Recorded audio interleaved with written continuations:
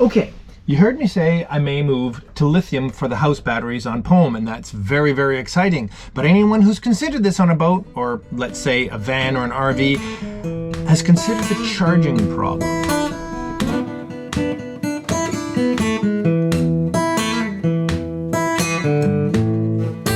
And welcome to Travels with Geordie. If this is your first visit, my name is Peter Knowles and I live on a pair of classic wooden motor cruisers here in Victoria, British Columbia, along with my lovely girlfriend Andrea and the loving memory of my pup Geordie, all the while fixing both boats up for some pretty ambitious cruising. If that's the sort of thing you might find interesting, please consider sticking around and subscribing. Well, we're back on Geordie, but only for a moment. But I have to show you something awesome. Will you look? I don't want to hold them up over the water. At these absolute beauties. These are custom made, handmade bronze bolts for the Samson post up forward that were made for me by Doug Arthurs, a machinist in Ontario, Canada. And thank you ever so much, Doug. These are so gorgeous. We talked about what the best type of bolt would be, and you'll notice there is no head or slot on the top. I asked him to make just a curved head, sort of like a carriage bolt, but with no square underneath, because by the time that sits in 6 inches of solid wood, fairly tight, I'll easily be able to cinch up these beautiful, beautiful acorn nuts on the bottom, and it'll pull in so well, guaranteeing that there's absolutely nothing that lines can catch on up at the bottom of the Samson post, which of course is the huge problem with having those hex nuts on there. Okay, so we're moving on to the acorn nut project for Peter Knowles. So we're going to start off, we've got the rough bar in the lathe, and we're going to start by facing it off and then turning the dome. So here we go.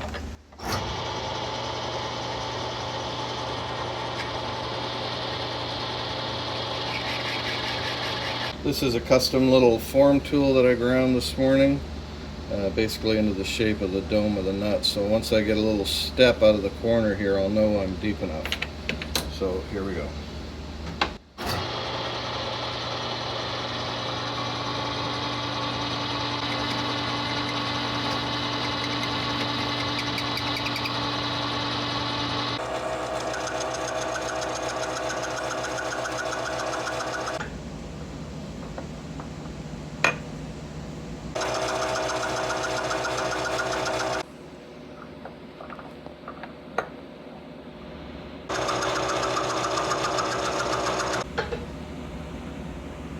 Okay, now we got a nice little hex cut in there. Our wrench fits nice. A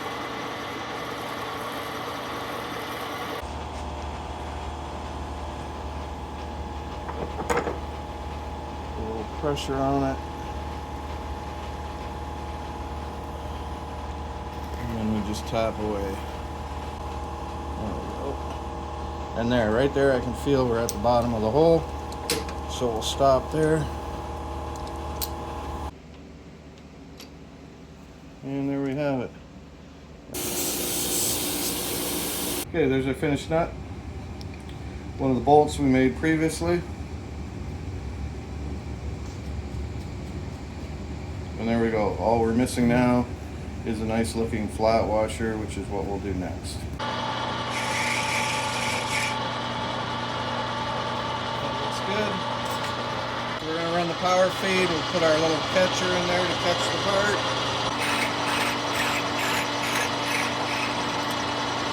And there we go. Comes off. And I'll show you in a second how I go out removing that the burr that's left behind. So I learned this trick from, I think, Adam Booth on YouTube. Tap it through, it takes the burr.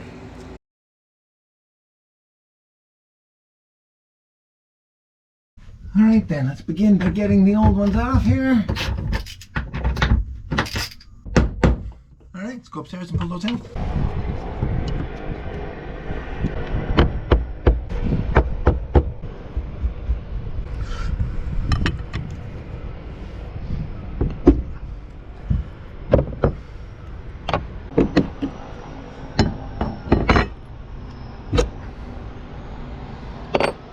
I clean up butyl tape with these spiffy plastic razor blades. I think I've shown them to you before. They have a holder somewhere, I can't find it. I'm just gonna soften it up and dry it up a little bit first with the torch. There we go. Beautiful butyl.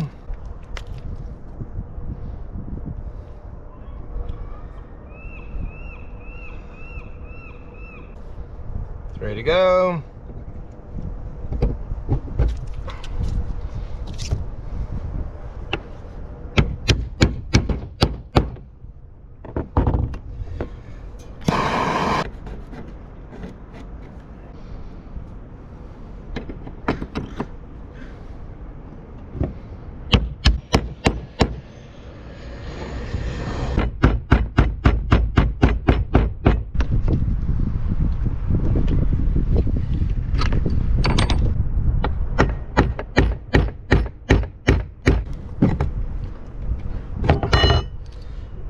Okie dokie.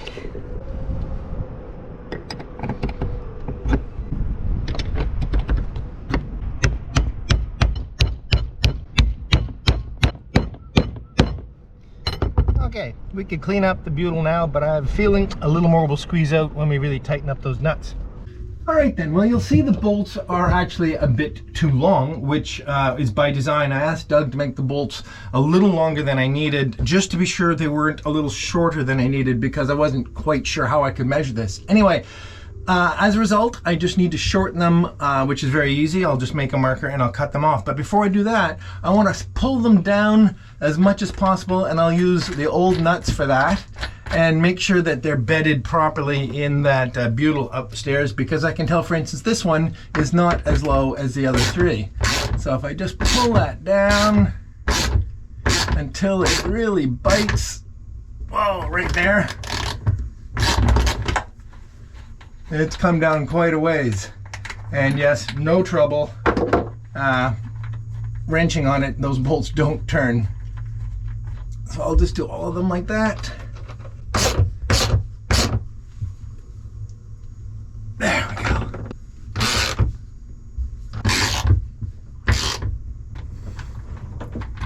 Okay then, so now what I'll do, I'll put one of the beautiful, did you see these? Oh my gosh, chamfered bronze washers and acorn nuts. My God, they're lovely.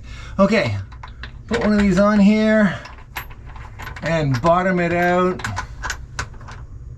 And then basically decide how much material I have to cut off. And I'm gonna do a nut and washer remaining, which theoretically is what I'm putting back, a nut and a washer, right? Except that the bronze washer is slightly thicker, so it'll give me a little more cinch. Okay, okay, okay. You can see why I'm terrified about this. I do not want to get this wrong. Okay, we'll put a nut and a washer on each bolt. Okay, now to cut. And as if this isn't terrifying enough, okay.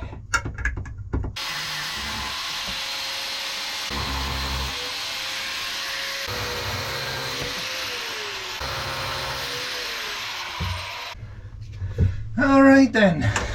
Another advantage, of course, of putting the nuts on is that it'll clean up the end of the bolts as they come off. Okay, and on go these beauties. Ah, yes, yes, yes, yes. Don't drop them, Peter.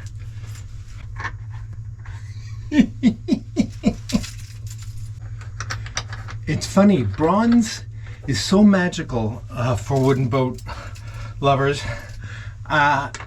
It can be this beautiful, bright, darker than brass, more sort of depth and shimmer indoors, and then outdoors it makes that beautiful green patinaed dark bronze. Oh my gosh, you just fall in love with this stuff. Okay, let's cinch it down.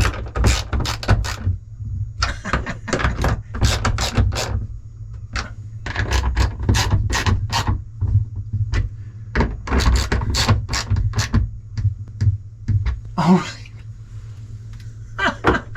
Will you look at those, ladies and gentlemen? Thank you ever so much, Doug. That is just beautiful. Okay, let's go upstairs and just tidy up the last of the butyl around the heads and around the Samson post, and we'll call that done. Well, now this is extraordinary. I have just been gifted not one, but two brand new Xantrex pure sine wave charge inverters, one for each boat. Hey, let's put some extra light on here, we can see this properly. A huge thank you to David Langton, who got a hold of me and said, listen, I have these and they're surplus to me. Would you make use of them? And I said, absolutely, I have two boats, neither of which has a decent inverter. So I knew this was coming, and that's why I've been getting ahead on some of the electrical, especially here on Pome, so that I could now do a nice clean install of this little beauty down under there. Okay, I'm back in my little hole. It's gonna go right here, fastened to the inside of the hull. I can't possibly screw onto this very lightweight ceiling tongue and groove. I'm gonna have to put a pair of nice big heavy mahogany pieces of wood here that will be bolted through onto the actual frames, and then bolt the charge inverter to that so it's nice and solid.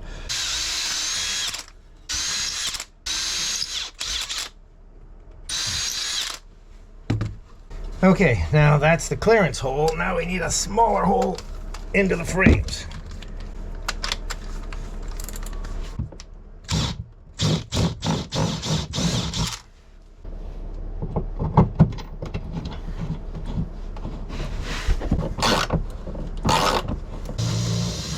That one's good.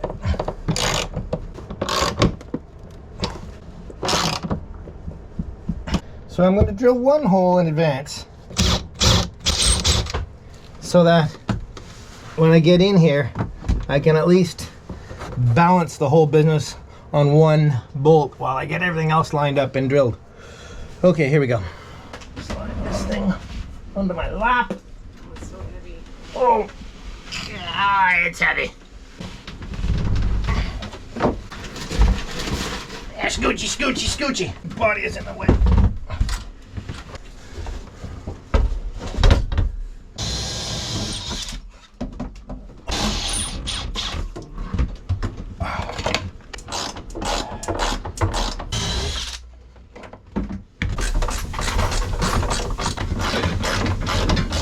Okay, that was more than I hoped for.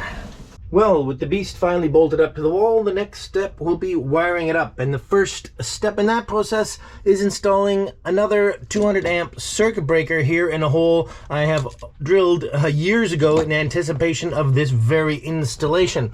And we'll talk a little bit about the high current plans for the boat and the way all of this is going to work. But to be fair, the boat is probably going to go to lithium house batteries in the not too distant future. So there's lots to talk about that. Okay, you heard me say I may move to lithium for the house batteries on Pome, and that's very, very exciting. But anyone who's considered this on a boat, or let's say a van or an RV, has considered the charging problem.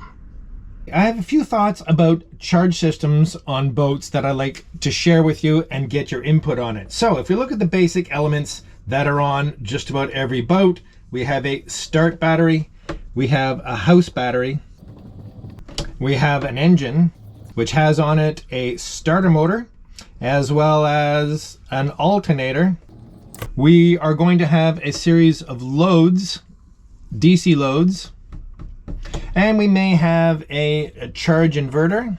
That is a charger for the whole system. We may also have some solar panels that come through a solar charge controller to give us some charging loads. Let's actually just ignore negative, as we don't need any more wires drawn on here than are necessary. All right, so the most simple way we could wire this up is your boat loads go straight to your house battery. Your start load, which is the starter, goes straight to your start battery, and most commonly the alternator will also go to the start battery. And then your other charging feeds are going to come and join in and also connect to your house battery. Now you have your charge inverter and your solar charging your house battery, and you have your alternator charging your start battery. Now, there are other configurations. Of course, some engines have two alternators, one dedicated for the house battery, one dedicated for the start battery, but that gets complicated and it's beyond what I want to talk about here. Now, there's one way to connect these all together, and it was pretty common with a battery selector switch. Pretty straightforward. It's a rotating switch with a common pole and two selected poles. The switch can be in either position. Now, this makes it a little simpler. We now disconnect the start battery from the engine, and we disconnect the house battery from the house loads, and connect our house battery to the house side of our battery selector switch, and the start side battery to the start side of our battery selector switch. Now, all loads come off the common. So the engine, as well as the house loads. Now, we can select all the loads to either the house battery or the start battery, or we can combine them. And in that situation where your alternator can charge your house battery and your start battery at the same time. By the same token, your solar or your charge inverter can charge your house battery and your start battery at the same time. And that makes a lot of sense, except you got to always make sure you're playing with this switch to decide what's charging what, and you're isolating the start battery overnight while you stay up all night and drain the batteries down, because you don't want to drain that start battery down. So you have to remember to disconnect the start battery from the sequence. So that's all worked relatively well, as long as you remember to do that with the switches. There's another version of this, and I'll just show you, which is the way I set my boats up, and that's to use a second switch. In this case, I'm drawing it upside down for the simplicity of wiring it.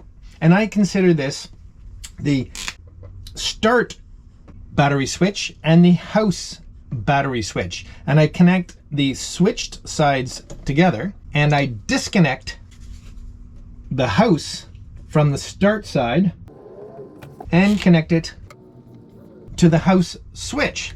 So now I'm in a situation where, depending on how I flick these switches, I can either connect all the house loads and supplies to either battery. Most commonly, we leave the start switch connected to the start battery and the house switch connected to the house battery. But the neat thing about this is that I can connect either load, the house or the engine, to either battery, and that can be very helpful in certain situations. But it doesn't solve the flicking the switch to keep charging problem. And that's solved very easily with a lovely device called a charging relay.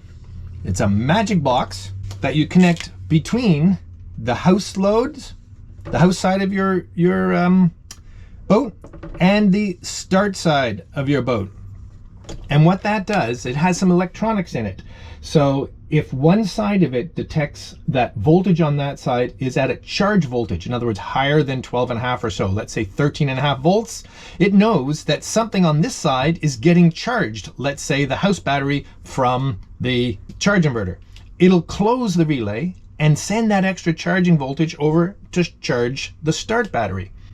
And the opposite is also true. If it detects higher voltage on the start side, for instance, the engine is running and the alternator is charging the start battery, it will close and send that voltage back over to the house battery.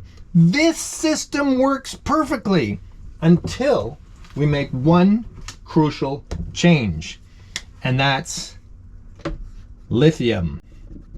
Yes, indeed. Everyone wants lithium batteries on their boats, and that's fantastic. But there's one major problem with that, and that's this thing here, the alternator.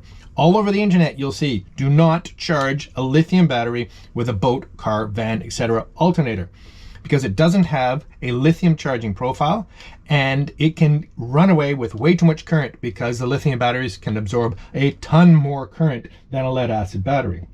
Now, the thing is, your charge inverter and your solar charge controller probably already have a lithium charge profile. So when you're charging the house bank off either of those, everything's hunky-dory.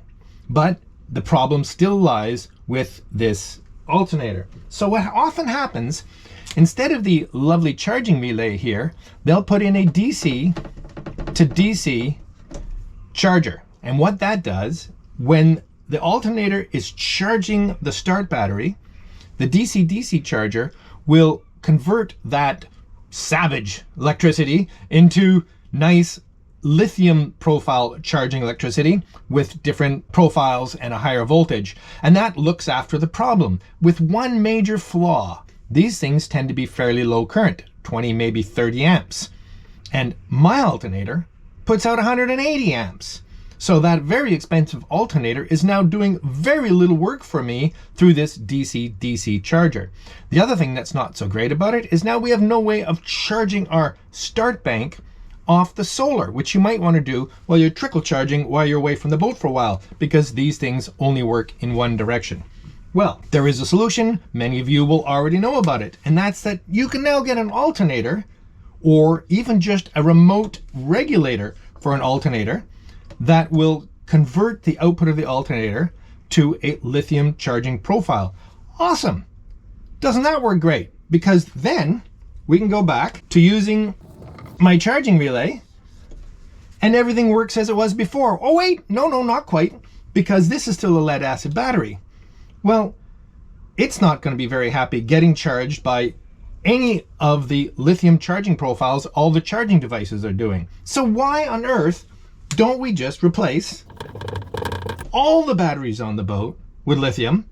The start battery, you can get a lithium start battery now for very reasonable, about the price of an AGM. So that's not a problem. You're charging with a lithium profile off the alternator, the solar, and the charge inverter, and you have all the magic to make things blend. Why, oh why, wouldn't this be the ultimate setup? And I'd like you to all let me know what you think about that. Okay, back inside, if we have a look at what's going on in the high current. Well, let's start with the negative. We've looked at this before. This is the negative from the big battery negative bus bar underneath where the batteries are, and it serves these negatives here. Now the positive from the battery comes up here. The main single battery, because POEM does not have a start battery right now, so it starts off the house bank. This is the wire to the starter motor. This is the wire basically to house loads. So this AB switch or 1-2 switch can either be just boat, just house, or both, and so it basically lives on both.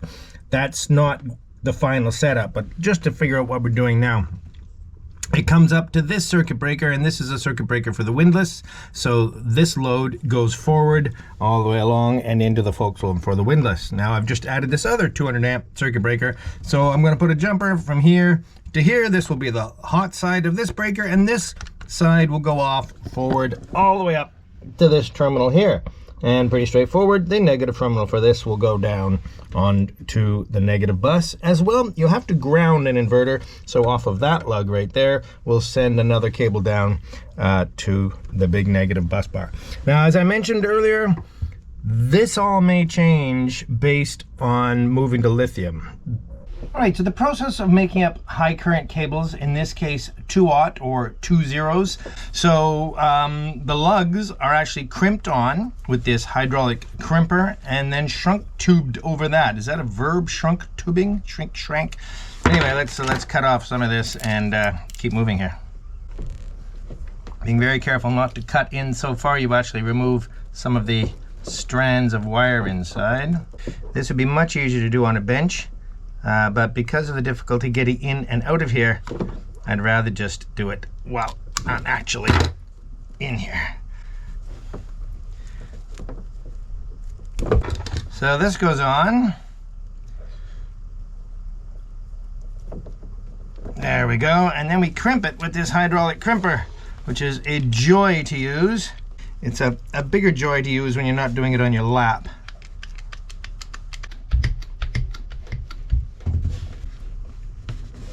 Okay, release the pressure, and we have a beautifully crimped connection. Okay, so now we just finish it up with some shrink tube, and I don't have any scissors.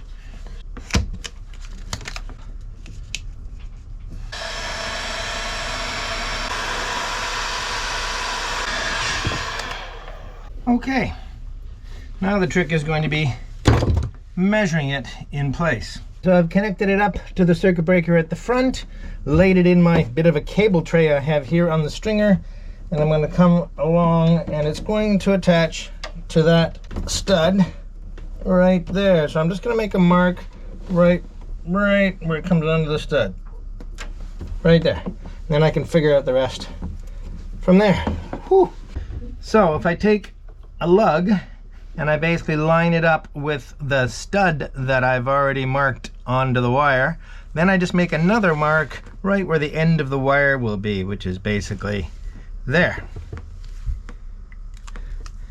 And cut it with this beautiful cable shear. But I can tell you, cutting this wire is not for the faint of heart. You need a lot of mechanical advantage, and you don't have it. There we go. Whew.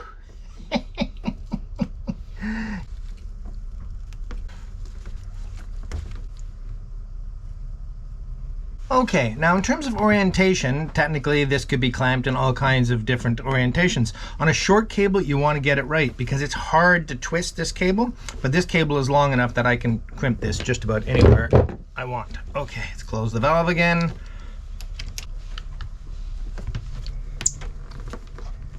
And very nice.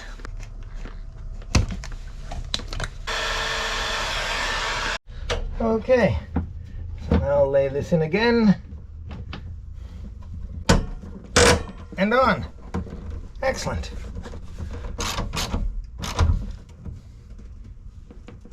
And there we go. That is quite tidy.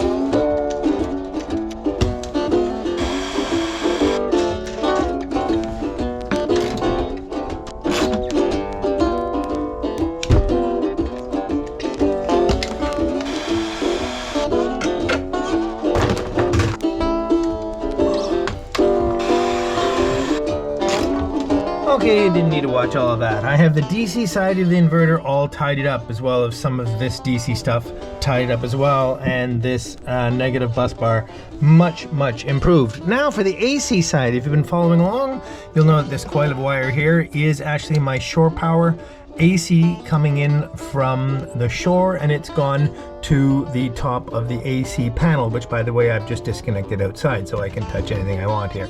Now the top two breakers here are the main shore power breakers, and in this panel they are combined into the remaining breakers for AC. However, the shore power breakers are before the inverter. The remaining loads, and it looks funny because there's three missing here, are post inverter. In other words, while you're at C, you don't have shore power, but you still have power on those breakers. And that's because after this switch, we'll shoot the power over to the input of the inverter, and then back out of the output of the inverter, back to the remaining breakers over here, as well as the bus bars. All right.